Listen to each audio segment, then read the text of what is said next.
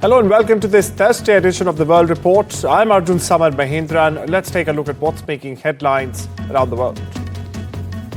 Russian President Vladimir Putin has hailed India as an economic giant, stressing that in a multipolar world, all nations have equal rights, and also rejecting Western-style hegemony. Speaking after the recently concluded SCO summit in Beijing, where he also, in fact, met Xi Jinping and our Prime Minister Modi, Putin said BRICS never discussed domination despite including India and China, the Asian giants, the dragon and the elephant. Now, his remarks come amid India's trade dispute with Washington after Donald Trump imposed a 50% tariff on Indian goods, citing Russian crude imports. Now, while Trump dismisses India's economy as dead, it posted a robust 7.8% growth just in April to June. Meanwhile, listen in to the Russian president's full remarks. Everyone has equal rights in this multipolar world. And from international law point of view, everyone must have equal rights, must be in the similar position. Yes, there are economic giants like India or China, and actually our country is among top 4 biggest economies if we speak about the purchasing power parity. These are the current realities. That's not something that we would like to have. That's what international organizations calculate, but it doesn't mean that anyone should dominate over the politics or over global security. So we do not believe that there should be some domination. Everyone must be equal. After North Korean leader Kim Jong-un's talks with Russian President Vladimir Putin wrapped up in Beijing, North Korean aides rushed in to wipe his seat. That's correct. Now, footage that surfaced on Telegram shows Kim's staff scrubbing down every surface as the leader had in fact touched. The chair's backrest was polished, its armrest wiped, and even the side table was cleaned, as you see there on your screens right now. In fact, his drinking glass was also taken away on a tray. This report brings you more viral moments from this Xi-Putin meet.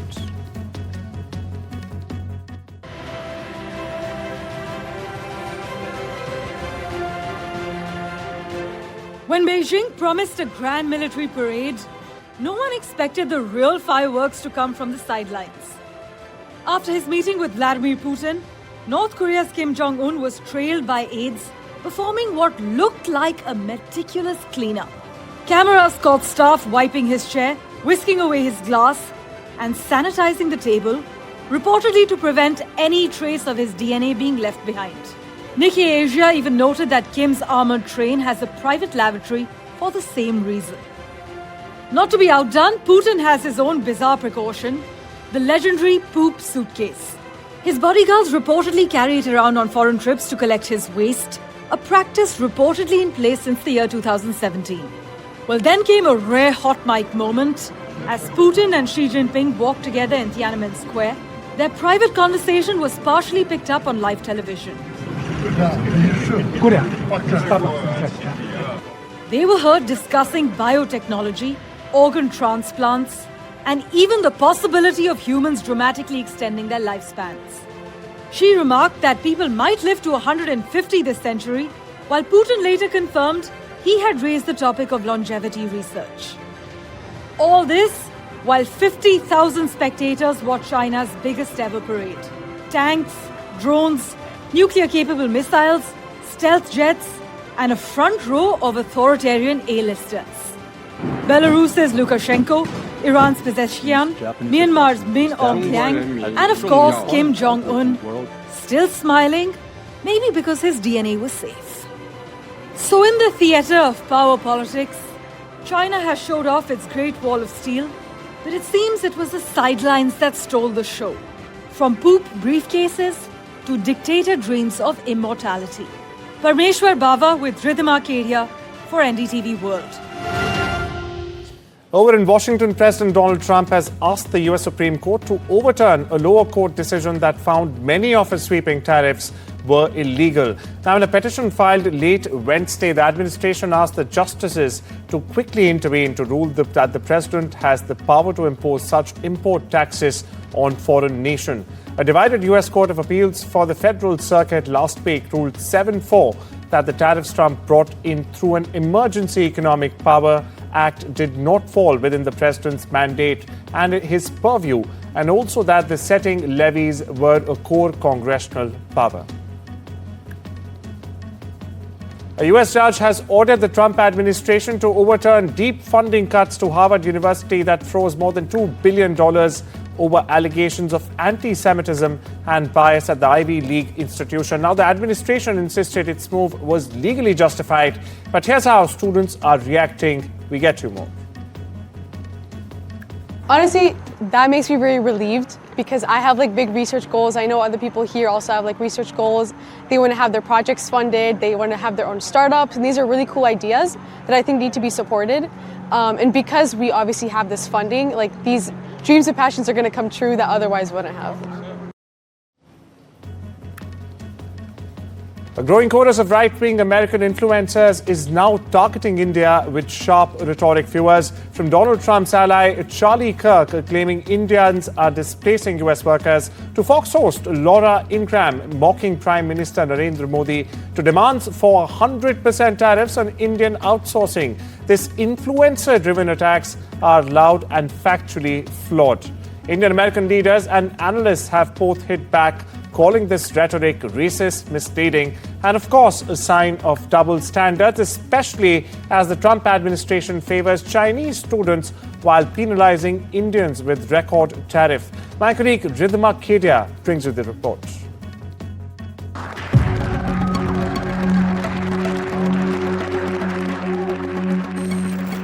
American right-wing influencers have launched an all-out tirade against India, targeting everything from visas to tariffs. Donald Trump's ally Charlie Kirk took to X this week, singling out Indians as supposedly displacing American workers. His words, "America does not need more visas for people from India. Perhaps no form of legal immigration has displaced American workers as those from India. Enough already, we're full." Kirk's attack came in response to Fox News' Laura Ingraham, who claimed any US-India trade deal would require paying India in visas. She went so far as to taunt Prime Minister Narendra Modi, suggesting to try his luck with China's Xi Jinping instead. But critics are pointing out the hypocrisy. These comments came just days after US President Donald Trump bent over backwards to welcome 600,000 Chinese students into American universities, while his administration simultaneously revoked thousands of student visas for Indians and doubled tariffs on Indian goods to a crushing 50%, the highest in the world. By comparison, Chinese imports face only 30% duties. Adding to the pile-on, far-right commentator Jack Posso demanded a 100% tariff on all foreign call centers and remote workers, another thinly veiled jab at India.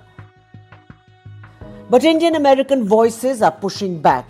Education policy analyst Neerja Deshpande slammed the blatant racism in posts targeting Indians, reminding that no visa category is reserved only for India. Journalist Billy Binion exposed Kirk's rhetoric as entitlement, saying conservatives were attacking Indians not for laziness, but for outperforming Americans. Others emphasize that Indians make up 75% of the H-1B visa holders, driving innovation at Google, Microsoft and Amazon, while over 200,000 Indian students pump billions into US universities and local economies. And now even lawmakers are warning against Trump's missteps. Indian American Congressman Ro Khanna accused Trump of undermining 30 years of bipartisan work through crippling 25% tariffs and an additional 25% levy on India's purchase of Russian oil. We can't allow the ego of Donald Trump to destroy a strategic relationship with India that is key to ensuring that America leads and not China. Indian origin experts like Dr. Aisha Ray dismiss claims that India is drifting into China and Russia's orbit, calling it exaggerated, while Indu Vishwanathan exposed how American right-wing racists find strange allies among fringe voices in India to peddle anti-India bigotry. At the end of the day, one fact is clear. Behind the rhetoric of America first, these influencers are peddling half-truths and double standards, bashing India even as the US continues to rely heavily on Indian talent, Indian students and Indian trade. With Rhythm Arcadia, Bureau Report, NDTV World. Viewers, we take you straight and live to New Delhi, where Prime Minister Narendra Modi and his Singaporean counterpart Lawrence Wong are signing some key MOUs. Here's more. हमने निर्णय लिया है कि आपसी व्यापार को गति देने के लिए द्विपक्षीय कॉम्प्रिहेंसिव इकोनॉमिक कोऑपरेशन एग्रीमेंट और आसियान के हमारे फ्री ट्रेड एग्रीमेंट का समयबद्ध तरीके से रिव्यू किया जाएगा। भारत और सिंगापुर के रिश्तों में हमारे राज्य भी अहम हिस्सेदार होंगे। जनवरी में जब राष्ट्रपति थर्मन भारत यात्रा पर आए थे तो वे ओडिशा भी गए थे। पिछले एक साल में ओडिशा, तेलंगाना, आसाम और आंध्र प्रदेश के मुख्यमंत्री सिंगापुर जा चुके हैं। गुजरात का गिफ्ट सिटी हमारे स्टॉक मार्केट को जोड़ने का एक और नया सेतु बना है। फ्रेंड, पिछले साल हुए सेमीकंडक्टर इकोसिस्टम पार्टनरशिप समझौते ने रिसर्च और डेवलपमेंट को भी नई दिशा दी है। सेमिकॉन इंडिया कॉन्फ्रेंस में सिंगापुर की कंपनियों उनका बढ़ चढ़ करके हिस्सा लेना ये अपने आप में बहुत बड़ी बात थी। चेन्नई में सिंगापुर का एक national centre of excellence for skilling स्थापित करने में सहयोग देगा। यह सेंटर एडवांस मैन्युफैक्चरिंग के क्षेत्र में स्किल्ड मैन पावर तैयार करेगा। फ्रेंड्स, टेक्नोलॉजी और इनोवेशन हमारी साझेदारी के मजबूत स्तंभ है। हमने तय किया है कि एआई, क्वांटम और अन्य डिजिटल टेक्नोलॉजीज में सहयोग को बढ़ाया जाएगा। आज स्पेस सेक्टर में हुए समझौते से अंतरिक्ष विज्ञान क्षेत्र सहयोग में एक नया अध्याय जुड़ रहा है। हमने निर्णय लिया है कि हमारे युवाओं को उनके टैलेंट को जोड़ने के लिए इस साल के अंत में इंडिया सिंगापुर हैकाथॉन का अगला राउंड किया जाएगा। यूपीआई और पे नाउ हमारे डिजिटल कनेक्टिविटी के सफल उदाहरण है और ये प्रसन्नता का विषय है कि इसमें